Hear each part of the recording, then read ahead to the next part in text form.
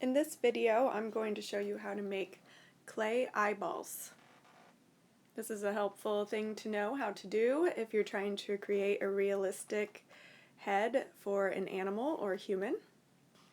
The first thing you do is start with a hollow clay sphere and use your thumb to make eye sockets. Eye sockets are pretty deep, so it helps to look at a skeleton to see just how deep an actual eye socket is, but don't be shy in creating these eye sockets.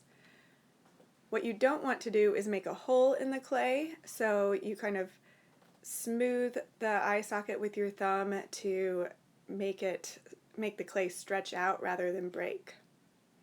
Your next step is to make the eyeballs. You want your eyeballs to be symmetrical, so it helps to start with equal amounts of clay for each eyeball. But if your eye sockets are not the same depth, then the eyeballs won't appear symmetrical, so you might have to fix that as you go along. You could see here I had to make one of my eyeballs a little bit smaller. What I'm doing now is making the eyelids, and if you think about the skin of your eyelid, it is very thin. So you're going to want to just make a flat, thin piece of clay for making all four of your eyelids. Now, just as you always do when you attach clay to clay, you always slip and score. So you want to score your eyeballs and score the eye sockets, and then put a little bit of slip, or in this case we're using water, in the eye sockets and stick the eyeballs in there.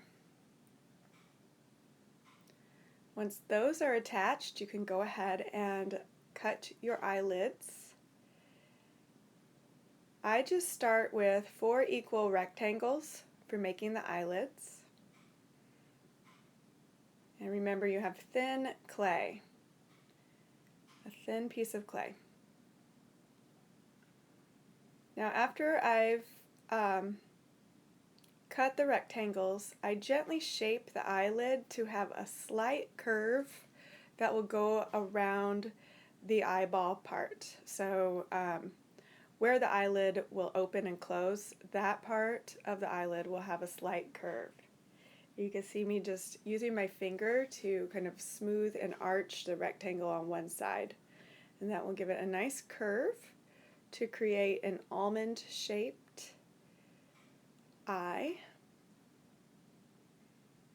And then I just figure out how the eyelids will lay in position to the eyeball. You want to lay everything out before you slip and score, just in case you didn't make it big enough, or if it doesn't fit like you want it to. And then you slip and score over the eyeball and the head around the eyeball. And place your eyelids. It will look kind of funky at first. Next, you get your clay tools out, your favorite clay tool for adding definition. I like these little wooden ones. And you're just going to create some anatomy by pressing the eyelid in. I usually start with the bottom one. Think about how your face goes in a little bit underneath your eyeball. Sometimes it helps to just feel your face, because a lot of times we don't realize how much anatomy we have there, but there are lots of curves. And you can start to just push your extra clay around to start forming the cheekbones or the nose. And when you do the top eyelid, some of that extra clay will get pushed up to start making your eyebrow. And so you can start getting some good anatomy for your face without even adding extra clay, because you have that clay that you might have taken off that was from the eyelids.